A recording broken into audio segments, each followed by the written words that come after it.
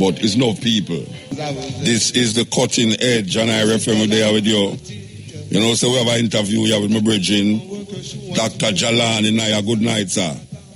Good night, Brother Musa. Good night, Cutting Edge listeners. Yeah, man. Ganja Extravaganza, Roots, Rock, Reggae Session and Workshop. A new thing to me is, I never hear about that one here until I come back here last night. Well, you know, so we always have surprises for you, Musa. Okay. Surprise me, I know. Tell me when this is okay. The actual event is scheduled for February 3 and 4. Oh, we over there, so. But we're having a launch party on Saturday, the 26th of November. That's this Saturday at the Students' Union. Oh, yeah? Yeah, man. We've been working with decriminalization, herb advocacy, and public awareness, which is a community-based advocacy group consisting of people who retail herb, people who trade herb, people who are a part of the distribution network. And in trying to, you know, get those voices into a place where they can be heard, the association DAPA was formed almost 3 years now. Okay. Informally, brethren celebrate various different things, birthdays, the passing of one another, and a range of events. But as time went on, we saw that there was a need for a Kingston-based ganja sanction event. So who is this we? Who is this we, by the way? Who it's the DAPA organization I'm talking about, the Agency for Decriminalization, Health Advocacy and Public Awareness. Yeah, all right. So let me ask you now, who are they? Like, I know you, who is saying that?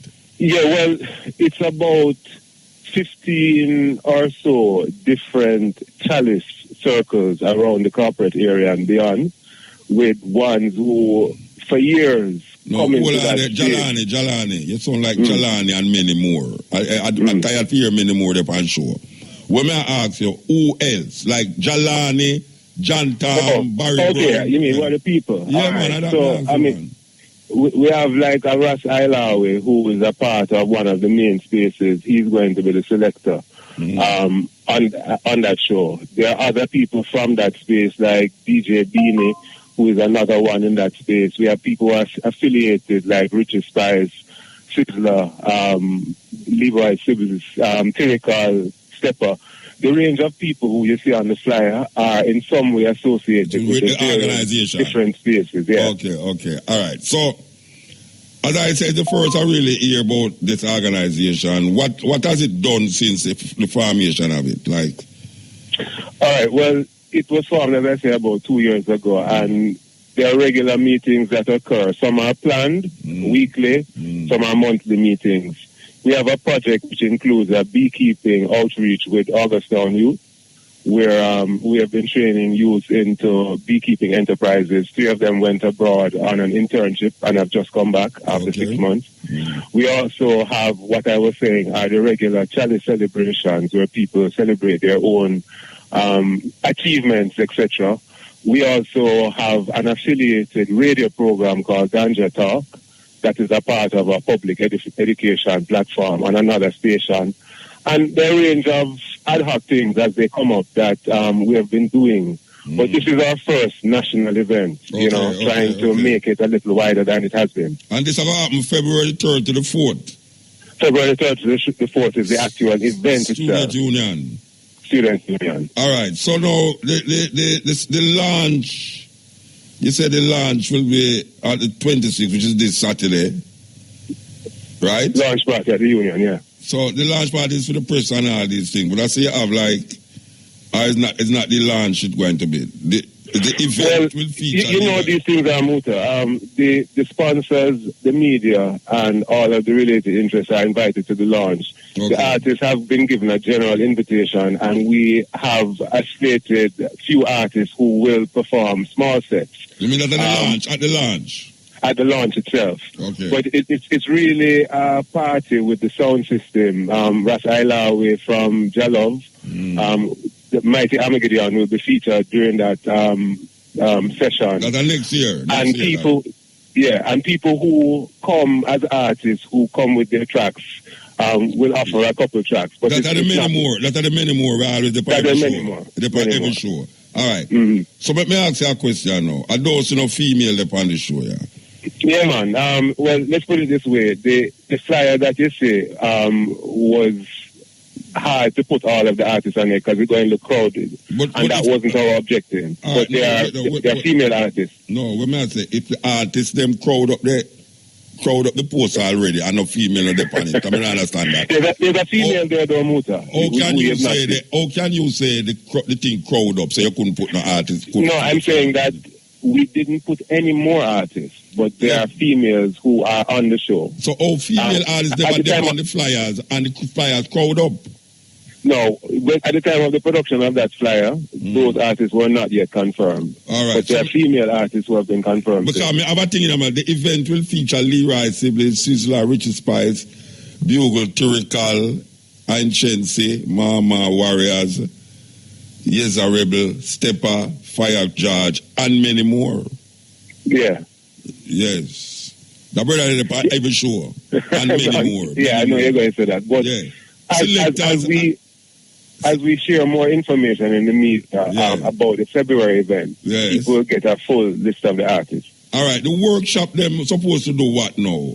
Education, what? Bring to attention, what the workshop them going to do, suppose? All right, well, you know that the university has a center for ganja and cannabis research. Yeah. And based on the amendments to the legislation, university is one of those places that have the rights to do research, etc. This workshop or these workshops are basically targeted at introducing the kind of agenda that the university can facilitate for the wider public. Yeah. The kinds of training needs that people might have, the kind of information dissemination that they might be interested in, and also to draw feedback from the wider public as to some of their basic interests that the university might be able to facilitate. So it's really to bring stakeholders together to share what can be an arrangement that is developed from this point. At this point, there are no real frameworks in place. University has its research, which is not necessarily tailored for public interface.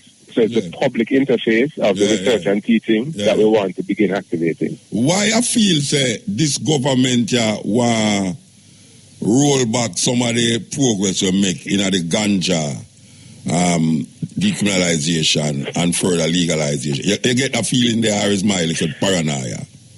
Well, I don't think it's paranoia. I think that based on all that had happened before February and what has happened since February, one could objectively say that the pace at which the legislation and the whole framework was moving has halted. There are a few things that we have not seen. For example, the reactivation of the Rastafari Advisory Board. We're still awaiting that. There are a number of exemption applications before the Ministry of Justice that, what I've gathered, have not been furthered anyway.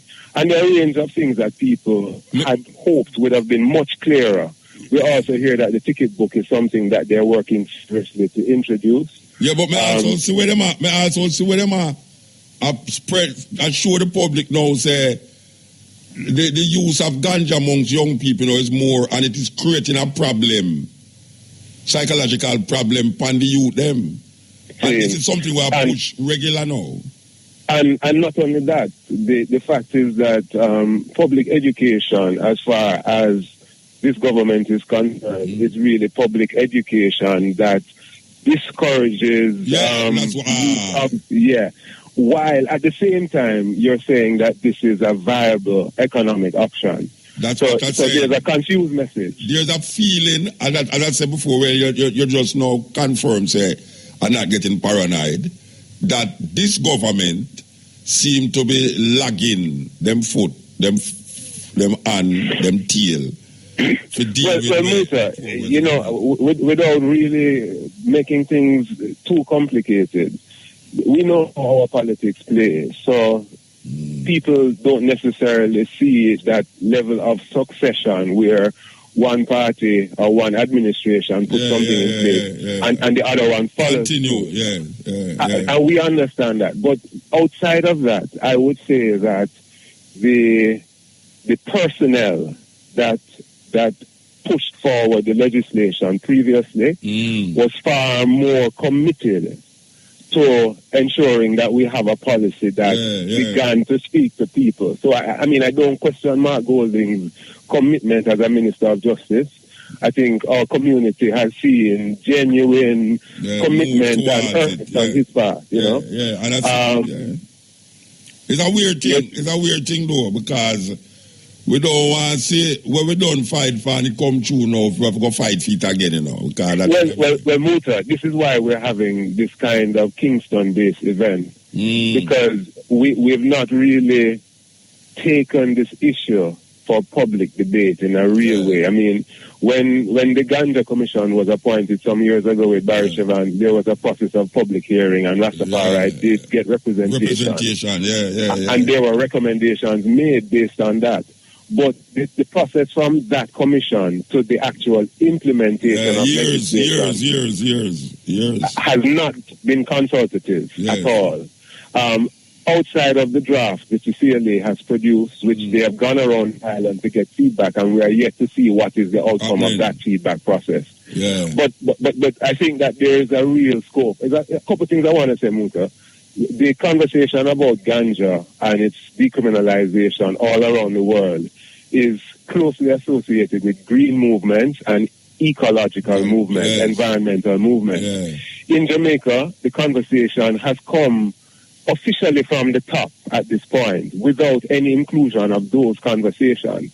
So we really, as Rastafari, we can't be satisfied that herb is free when the environment is still toxic and polluted. And these conversations have to be joined together, and people understand that this is not just an economic argument, but this is an argument about ecology and sustainable development. By the way, before I left you, I talk to IRV and think.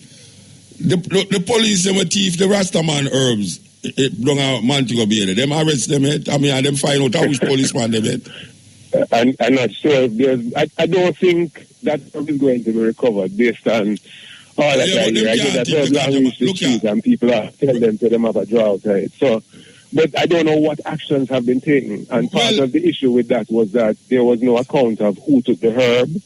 Yes. And IRV said that when them carry the legislation thing, go down and go show the police, and them tell them don't know nothing about it.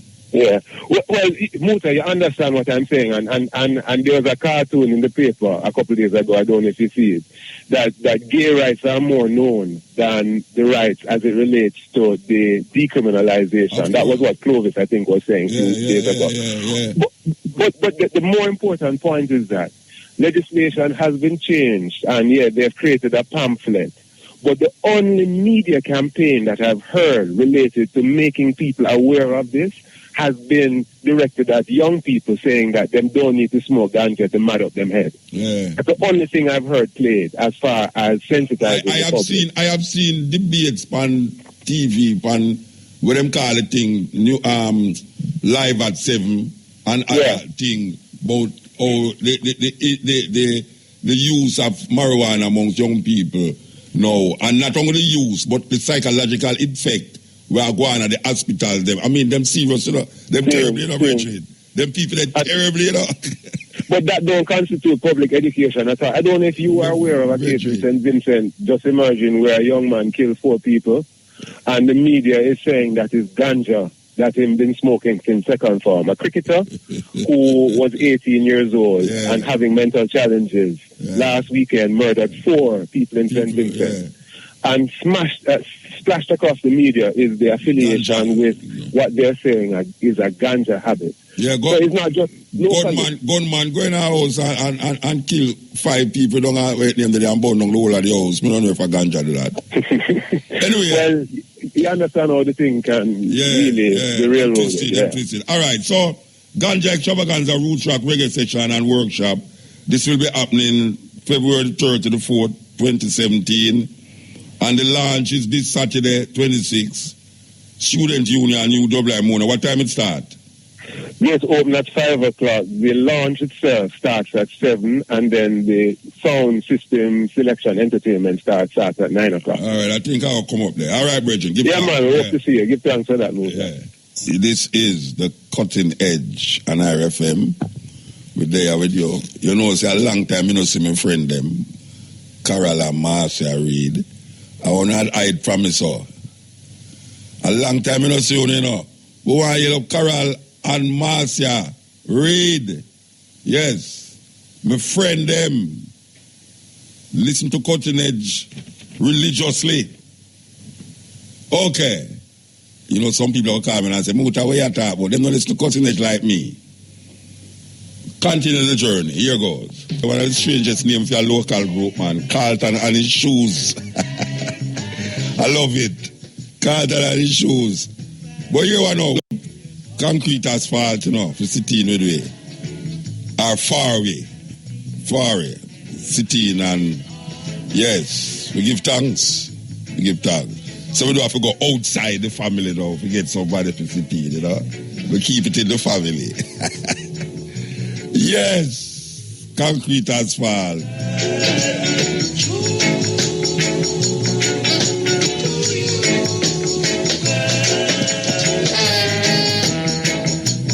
So you know, so you have a festival that come up here now, very unique festival in Jamaica, Ska and Rocksteady. Highlighting Ska and Rocksteady. And me always say, we know it go, them children are for old people like me and concrete asphalt, but more than employ the young people them for God taking the music that help to shape them musical consciousness right now. Because Ska and Rocksteady predate all of them tune the music where you hear, and a lot of the rhythms them that the youth them make. Them actually believe that out of them editor coming up, but it's subliminally planted in them head from them. I listen to certain music, it implant in them head. So when them make a rhythm, a bass line, somebody come and say, boy, that bass line, it sound like a rock to the children name Love Me Forever. Them I say, no, sir, them created. No, it's in your DNA. Ska and Rocksteady. So we want to talk to Julian Jingles at 11 o'clock and make him tell you exactly how him just come about this. Because a long time Julian about the days from me I got school.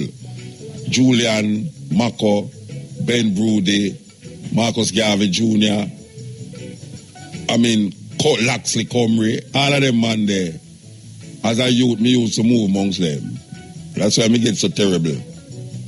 So the interview with the brethren, I go and play a clip from we are getting in England. And I'm I drive in a car and my brethren, Duke, played for me and I said, look, you know, me need a clip. Let's go back to Jamaica, go play up on the radio. You know. It's amazing. Really amazing. So after the interview, we want to play that clip there. Okay, yeah, hear me. All right, may I hear you now? Yeah, okay. All right. Me just tell the people them say, well, me a little picnic. I run up and down. You and Ben Broody, Laxley Comrie, Mako McNeish, Marcus Garvey Jr., all of them people there, a little youth like me used to come on soon and all them really and turn bad man now. Turn bad man, them can't handle me now. Yes, sir. Yeah. All right, so yes, sir. Promoter, he turned promoter, he used to do promotion a long time. Well, yeah, I don't know if we have done it in the past many years, but I think the last thing I did in Jamaica here was the 35th Studio One anniversary. I was very much involved with that. I think that was in the mid-90s. Okay. And similarly, in the United States, we did around the same time. The last promotion like this that I did was the Scatterlights at the Village Gate, like for 5 weeks. We had the Scatterlights playing with different top jazz musicians, Californians and what have you. But I am not really a promoter, and it's just that I'm trying to impart a vision and a development, something that is, evolving, which is really the real essence of it, as I say, is just to position Kingston as cultural tourism destination. Yeah, speaking of that, the Orange Street project, where, I mean, I know you have been, you know. Yeah, well... How that get on? Wait, hold on, you're on the TV right now, you know. You and Baba and they're on the TV right now. Yeah, look at that. And, you're omnipresent, man. Yeah, I don't know. Yeah. About, yes. Sorry, but yeah, no, the Orange Street thing, again, it's difficult with Kingston because we're operating in a zone that is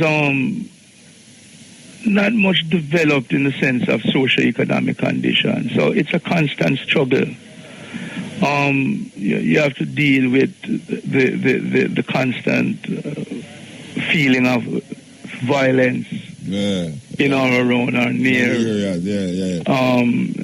You know, and even if it is not happening in your immediate area, zone, jurisdiction, it is close enough to really petrify the people from coming. Yeah. Well, it's the same way with I know because we are going for 3 years long Fiver Young, and the violence thing kind of make the thing just get away now till we have to ease up after that. It's a pity because it was so powerful long there. Yes, yeah. And then you know, with the situation again here is that the permits and the licenses and things that you have to meet and get, and then it takes time and money and all kind of resources to put those things in place. And then the other threatening thing, well, not just threatening, but it is a reality, is the bureaucracy one has to deal with here in Jamaica. It is stifling. There's a lot of tardiness and lethargy. And for instance, give an instance. For instance, like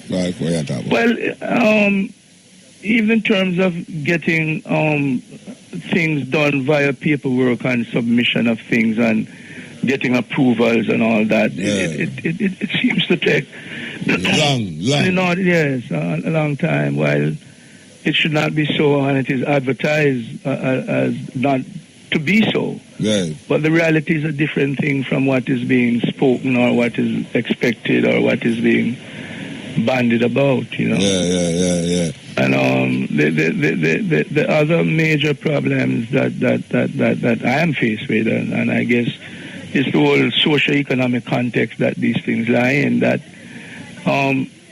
we are coming from the point of view wherein we have the vision, we have the energy, we have the zeal, we have the creative spirit and energy, but is always lacking in the required financial sponsorships.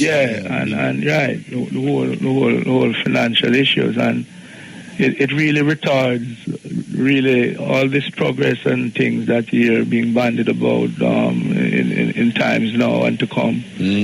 It's not as real as it really should be, or one may try to make it out to be. Because the whole social problem in Jamaica, the prejudices is still too much, especially against the music. Yes, and you know, in some other ways, even against the people. Yeah. All right. So the Ska Rocksteady. Well, obviously we know why Ska Rocksteady, given that those two genres of music is the ones that influence the ones that is here now. Plus, a lot of people is far and removed from that era in Jamaican music, you know, especially the ska. So tell me how you come up with this idea, you know. Interesting, you know, very interesting. In the mid-90s, 95, there about 96, I think, my wife and I visited New Orleans for like 5 days. And it was a hell of an experience. I mean, I know, you know, those of us who grew up and around close to the music and studied the music and understand the interaction and the relationships between Jamaica music culture and that of New Orleans, the influences, right? We know that. Especially the blues. Precisely. And how it influenced Jamaican music. Yes. But interestingly, and I should quickly add here, I recall reading the New York Times when Professor Long here died, and in doing his obituary and what have you, he was quoted as saying that he, as a child, a top New Orleans musician, was influenced by a Caribbean calypsonian that would travel on the banana boat and was in New Orleans singing calypso and African influenced songs. Yes. I think they call him the same Calypso Joe that others you hear sing about, like Harry and Nat King or what have you. Nat King Cole. But he's a real person, and Long Hair proved that. And some years later, at one of those jazz blues, I interviewed Dr. John, and he also being a New Orleans, and said yes. He, as a child, remembered that calypsonian too, that there was. So what I'm saying is that although we know that the Jamaican music was so influenced by New Orleans, they, at the core of the New Orleans, was telling us that they were also listening to a cat who traveled on the banana boat from the Caribbean to New Orleans, and on the corner, and he influenced that. But the point I'm making there is just to show you the long relationship. Yes. And then when my wife and I went to New Orleans and was there and lived the experience for 5 days, it struck me how the similarities between New Orleans and Kingston, in terms of size, of the actual geographic size and population, is about the same, just around 500,000. But nevertheless, New Orleans generated some $10 billion with a B dollars per annum from tourism, and attracted like 5 million visitors. Kingston wasn't doing anything at all in that direction. I mean, not. But yet still there are these similarities in terms of the love for the music, the people being, rich, energetic, and very inviting people, full of fun. And also the food. Those are the things that stand out for me and many others visiting New Orleans. Yeah. And it's a similar thing with Kingston, So at that point, it struck me that I could try to do something and speak to others and see what we could do. Yeah. Now, during that time, my company in New York, Fury Productions, were as consultants to Studio One World, which is a company that my good friend and brethren, Clement Cox Dodd, had set up in New York, having left Jamaica. So he and others, close friends, reached out to me and asked me to, come in with him and stay with him and help him in terms of getting the label and his company off to a strong start. So I was very closely aligned with the Studio One in New York. And this is one of the things I thought of, to do a festival or a concert at a time in Jamaica, either in Kingston or Tigrill, that really promoted ska and rocksteady music. This was like from the early 2001, 2002, thereabout. But Clement died, Sir D died a few years quickly after that. And the whole thing just went flat, But 10 years ago, when I decided to do what I could to really help in the revitalization of Kingston, because as you know, Muta, you and I, because you were living on one end of Potter's Road, my family was on the other end. This is back in the 50s. So we are Kingstonians, from Fletcher's Land to Jonestown to Raytown, all over. I've lived in all those towns. And all along, it was the music that kept us going. Music and sports. The music was an element that really was so strong, and it never left me. So I wanted was to see how I could really assist. And it is really the value of the music that I saw, and how it could benefit in terms of, in a socio-economic way, the quality of life as Kingstonians. And that is really how it was given birth to. All right, what happened tonight? Say there's a kind of a widening of gaps in Jamaica that come out to music. For instance, people who, you have some people stuck in a Rocksteady. So them don't listen to young people music. Them say foolishness, them say them don't understand what them I say. And all this, but them don't listen. You have good music we make nowadays from young people. And then now, the next thing now is that young people feel say them Rocksteady and ska music, they are old people music. Yeah, falsely so. We need to find a way to bridge that gap. I don't know if this show can do it, because I don't know if it is sold exclusively to, the usual suspects. No, not at all. Not at all, because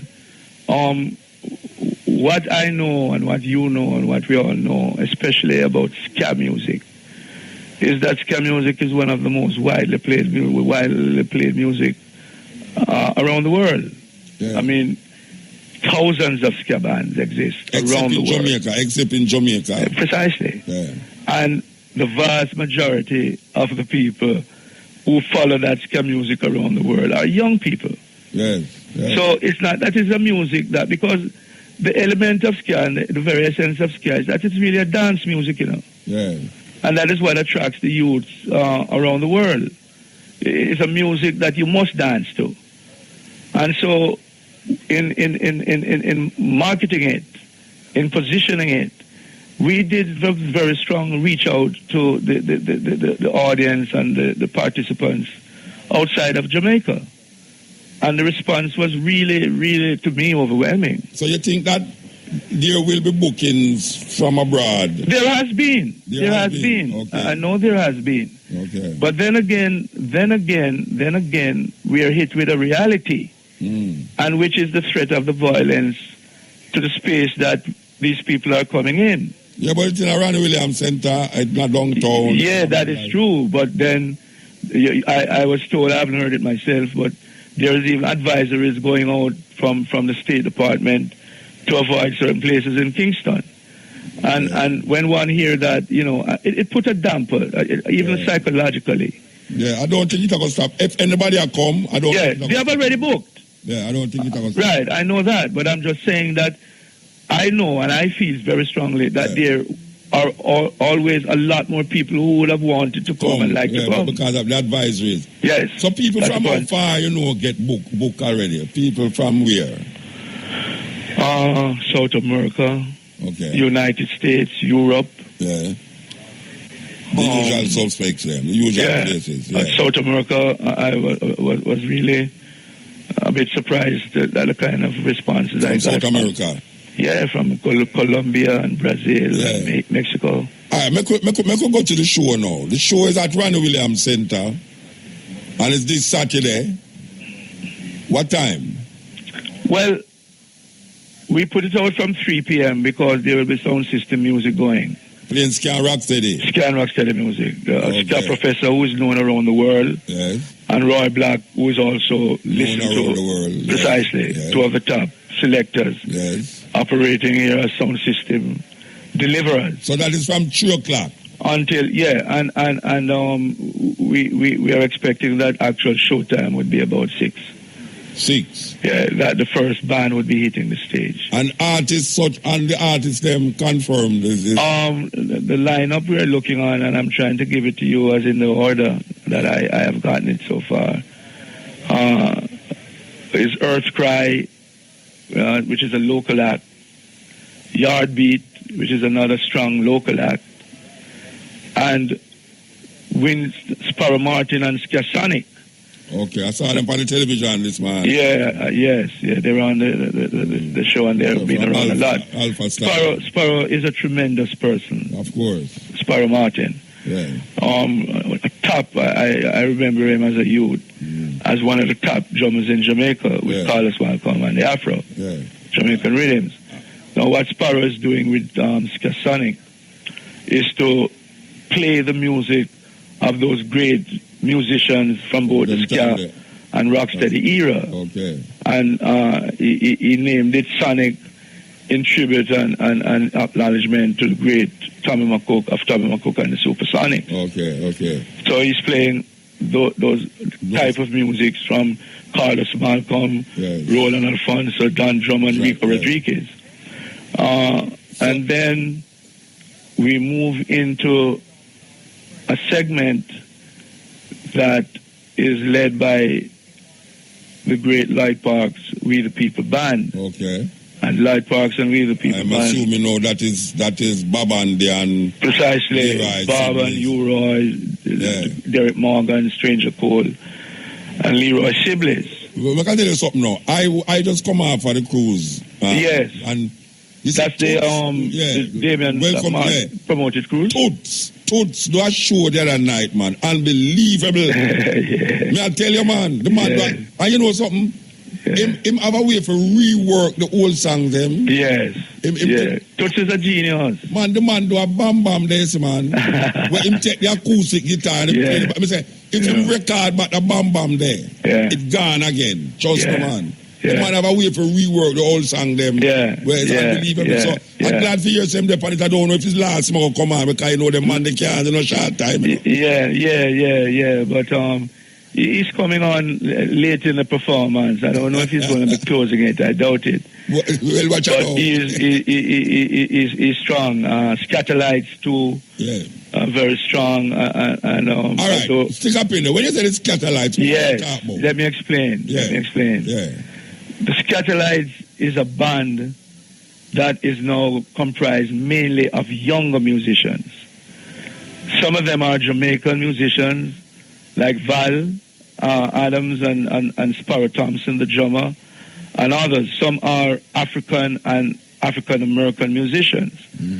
But they are extremely skilled musicians who have studied and played the ska music, and in particular the Scatterlights music. Doreen Schaefer, who is an original member as a vocalist with the Scatterlights, is still in that position. And sounding, I heard her about 2-3 years ago in Brooklyn, and I was dumbfounded. And I was talking to Lester Sterling on the program, and he was adamantly saying that the band should not be called the Scatterlights because there's no original member of the Scatterlights in it. Plus, the person who now owns the name do have no connection with Jamaica. Well, I don't think that is fair, really, Muta. Honestly, in the sense that it's business, it's music. I mean, you don't expect that the people who found the band 56 years are going to be there all the while. The thing is that the band continues to play the music that the band is known for. That is the key element. I think what the argument is that as usual, the argument is that funds that are made now don't trickle down to the ones who are alive now. Well, the ones who are alive, at the best of my knowledge, would be Lester Sterling. And the foundation, the founder of the band. And Doreen Schaefer, right. Those are the ones that I know. Doreen Schaefer was there at the original outset. I should come in after. Well, I know her in the band from way back in the mid-60s. She and Jackie Opel were the vocalists. Okay. And a brother by the name of Tony DaCosta. Yes. Those were the vocalists. And then, what's his name? That was up in, the Tanamo Creator, who were also vocalists in the band. But Doreen Schaefer, I remember, I know, was there from ever since I can remember them. Now, she's a female and she's a vocalist. The band, as you know, is a mostly a musical band, and they highlight it. But Doreen was always there with Jackie Opel. So you have said that the argument about calling another band Scatterlights don't have no merit with it. Yeah, no, I don't. To be honest, personally, no, I don't see that. I mean, I don't know the internal happenings within the band. I know nothing about that.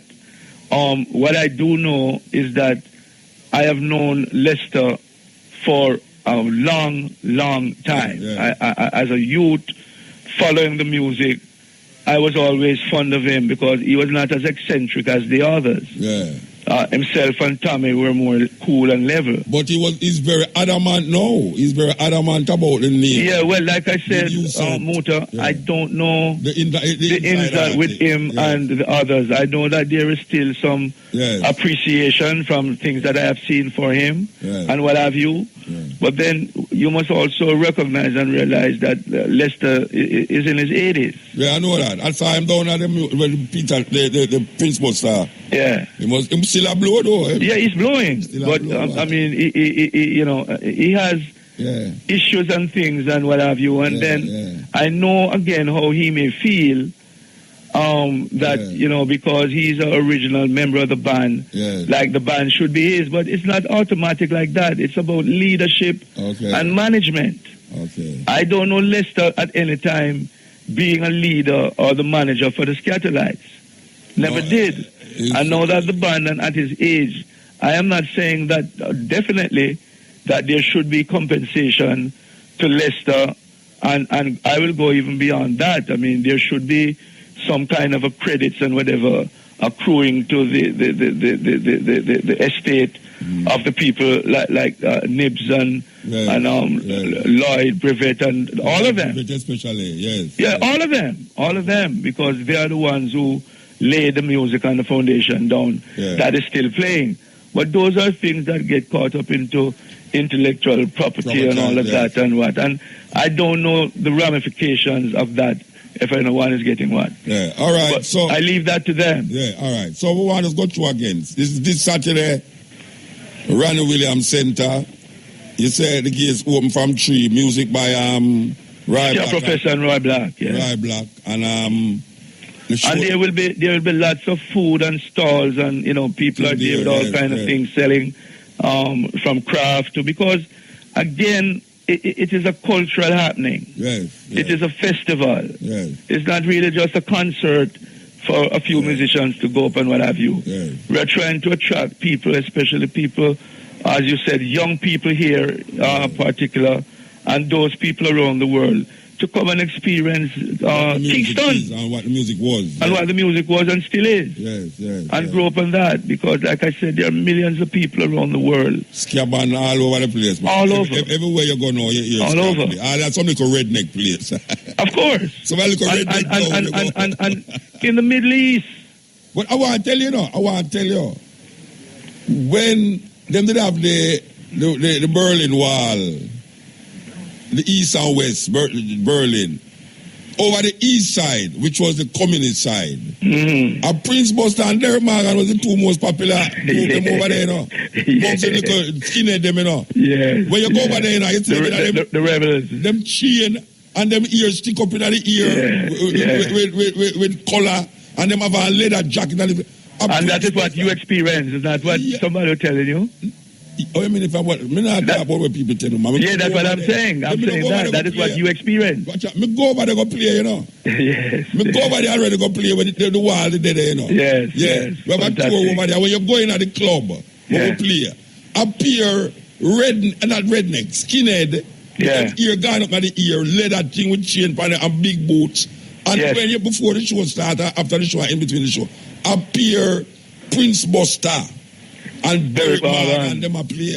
Yeah. So you must know all and look how long ago that was. Oh, you mean, man? Look how long ago that was, to show you the power of the music from then. Yes. So this is really what we're trying to do. And the point I'm making to Mota and want to stress really is that it has a value. Yes. The music has a value, an enormous value. Yes. And the people from whom the music evolved are to benefit from that value. And the only way that they can do that is if it is properly organized and managed. To benefit them. Yes. And in our humble way, that is what Sounds and Pressure and all the others who are members of the team are trying to do. I like the name. I like the name Sound and Pressure. Oh, right now, girl. It is very real. Yes. We're defending the sounds, but under extreme pressure. All right, sir. So we have to move now. We have to move. And we give thanks. And listen, we'll be it's so good, man. And like I said, I mean, to know that I was a little bit ahead of you, but We shared the space on Potter's Row. Baby said, man, he was a bigger head than me, man. No, man. No, so like me, you're the same age. Like me, you're the same age. You're a bigger man to me, man. Yeah, just because of exposure and what have you. No, wait there. When me used to go to school, you know, you used to write for yeah, but both. Listen, I'm going to share a secret with you and the listening public and audience. Yeah. I started very early, you know. Yeah. Hear me. I started writing professionally when I was 17 years old. I mean, professionally mean that I was being paid from the Gleaner. Yeah. I started out first as writing short stories. And then the great Theodore Seeley, who was like a godfather, called me and said, listen, what you want to do? I said, I'm a writer. Yeah. And he says, you're not making money in Jamaica writing fiction. There's an exam coming up for journalists in a little while. I advise you to go at it. Yeah. And I did, and that's how I became a journalist.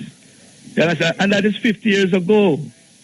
I mean, a lot of people think that I'm like old and ancient, but it's just that I started on these things very early. Well, all I know, sir. Yeah, I look bigger to you when you were a kid.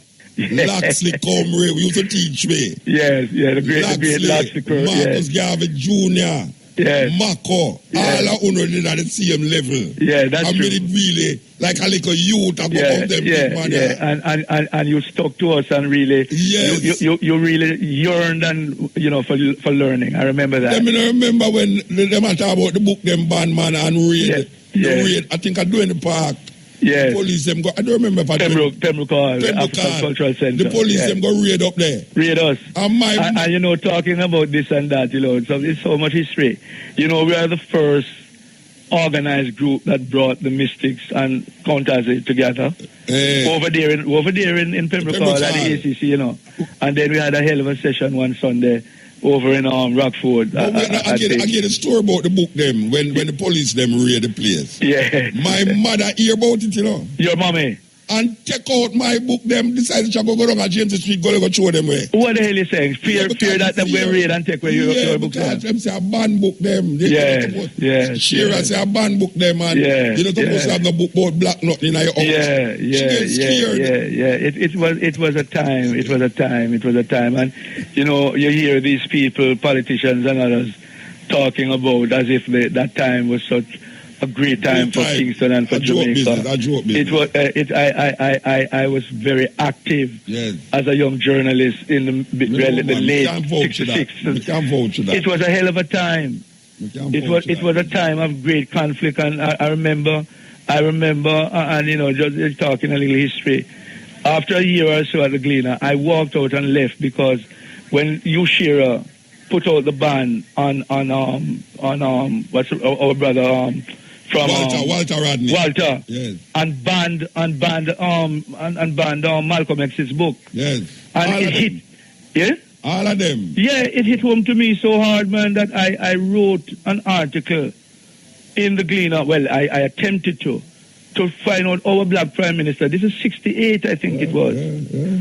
68, and they certainly, as great as Theodore was, they were still defending the status quo and didn't publish it, Muta. They paid me for it, and didn't publish it after he sent me, I remember, all up to JBC to do research to make sure that I'm not quoting the whole thing and the Prime Minister then and all of that. And when they didn't publish it and paid me, man, I walked off. I just left the Gleaner. Anyway, we're going to move. Blessed love. Listen, Moose. One love and respect and thanks. Every time. Give thanks. And listen, quickly, I must give big kudos to all of the performers and the sponsors who have supported this project. All right, sir. We don't have time to name them, but they know who they all are. And very big thanks and big up to them. Give thanks, Bridget. Politics in the air again, man. Politics in the air again. All right.